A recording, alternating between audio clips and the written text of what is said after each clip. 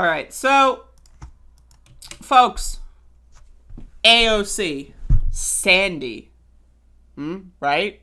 Sandy, that's right, aka Sandy. Anyway, so she posted this in response to her vote on the Iron Dome expansion of funding. Now, of course, she was crying. She was caught crying live on stream. And so the whole internet was making fun of her because that's what the internet does. There's an anti-AOC hatred campaign going on that tries to get people to hate on her for literally everything. It's bizarre.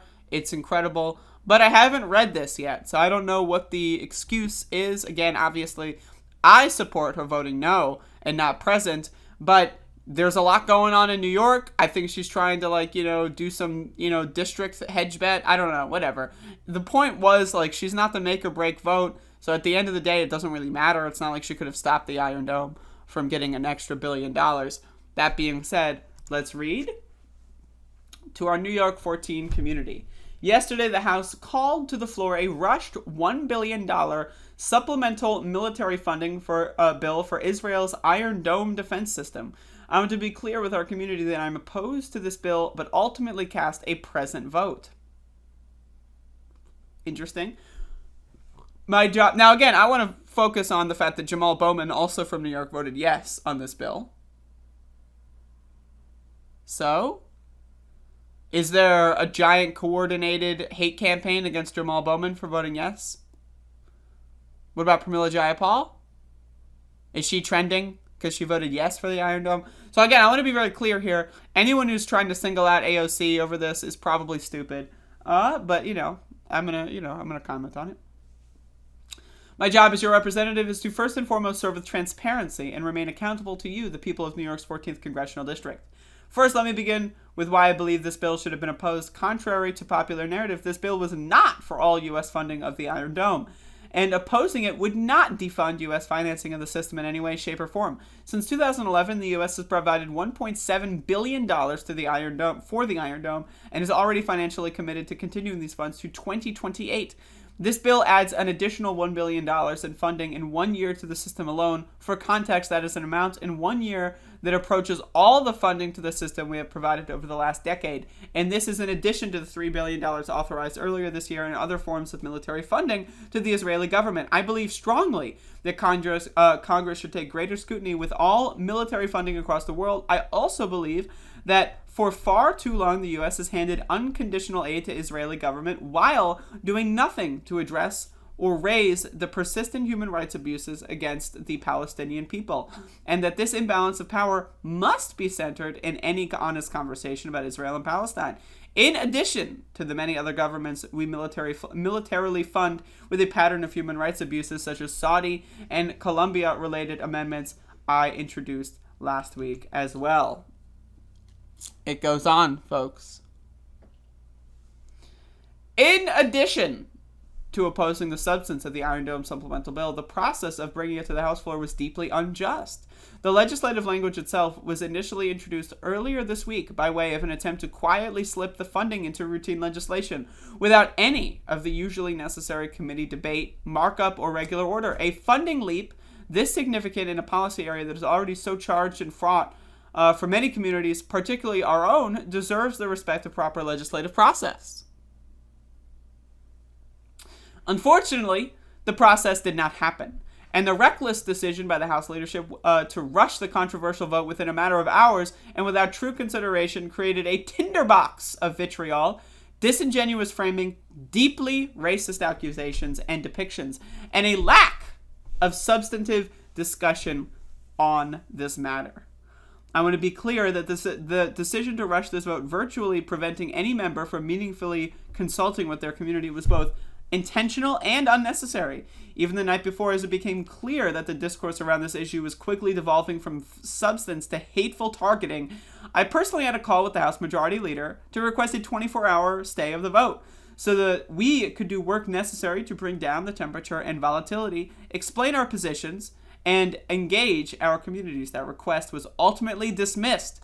Not only was the request dismissed, but despite the House having almost 8 straight hours of votes yesterday, This vote was chosen to be the first, despite being one of the most controversial. Damn. The damage of this careless process created very real spillover effects into our community. It created a real sense of panic and horror among those in our community who otherwise engage thoughtfully in these discussions, and fueled the discussion to devolve to a point where it became clear that this vote would risk a severe devolution of the good faith community fabric that allows us to responsibly join in a struggle for human rights and dignity everywhere, from Palestine to the Bronx and Queens. In short, the rush of this vote into a matter of hours was threatening to tear our community apart and permanently close the doors that we desperately need open to progress. Yes, I wept. Here we go, folks.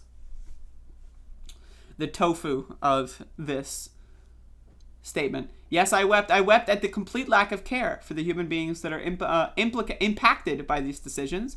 I wept at an institution choosing a path of maximum volatility and minimum consideration for its own political convenience.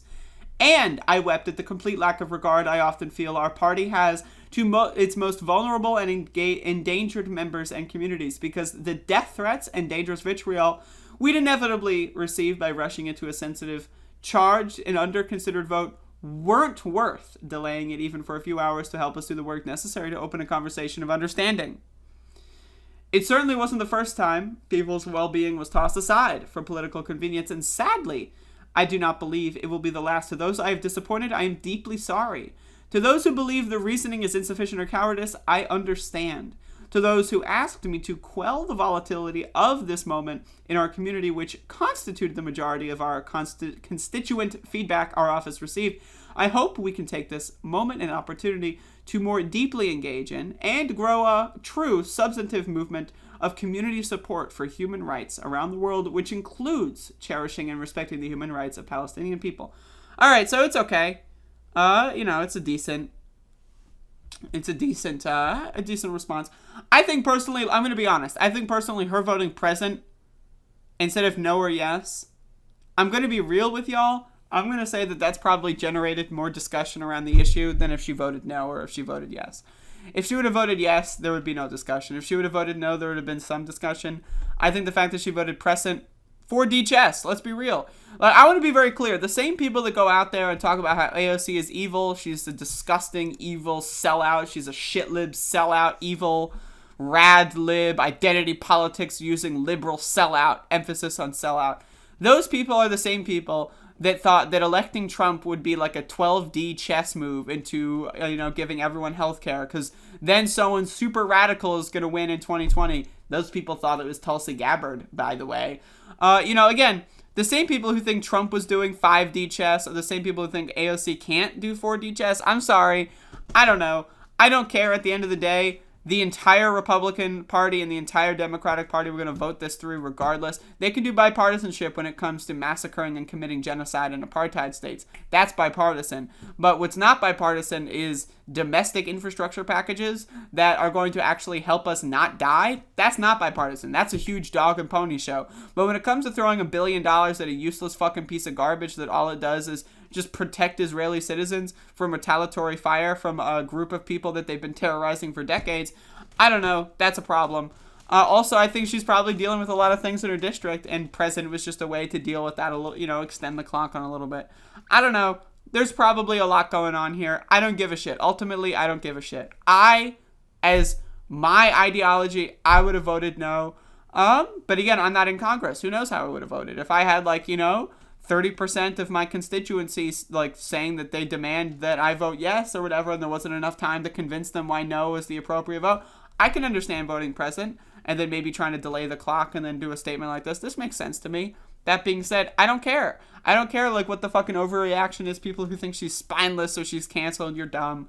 And I'm not dumb, and I'm smarter than you, and that's all I have to say. So the AOC Defense Squad is logged on today, folks. We're in deep. We are in deep when it comes to AOC defending. I am defending politicians. I'm defending AOC. And I'm an AOC stan. That's exactly what I am. And I'm proud of it. So there you go.